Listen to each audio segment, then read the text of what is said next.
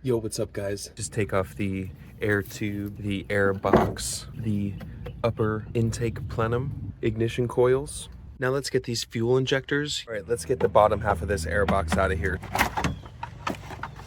Our spark plugs live down there in those holes, and I've already removed them. Let's get these harness clips out.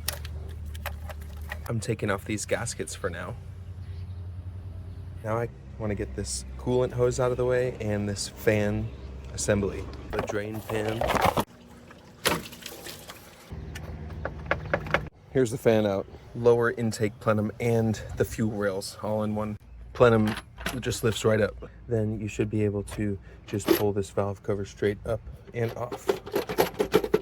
Got the valve cover off. Exposes the timing chain and also the two camshafts that control the valves that are underneath.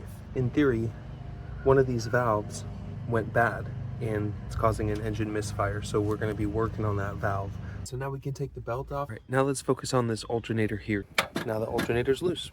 And then make some marks on your timing chain assembly for future reference when we are reassembling. Okay, so I got that oil control valve out. There we go. And also I have the timing chain bungeed. Let's start taking out these bolts. Once you've gotten these bolts off, then you can take the caps off.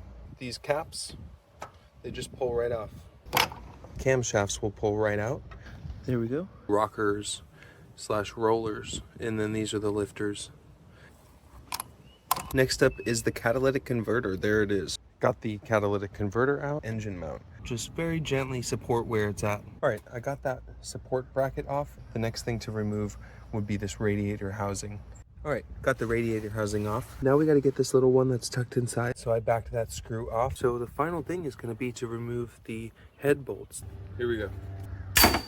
All right, so I got all the head bolts out. This head is ready to come out. Just pulled the head off, just as I suspected. Look at that. That crack in the exhaust valve is way more than you need to cause a misfire. All right, so I got these two valves that were cracked replaced. And so my two new valves, I've cut them in, I've lapped them in. The head gasket, put a new one on, put everything back. Don't forget to take the plastic off.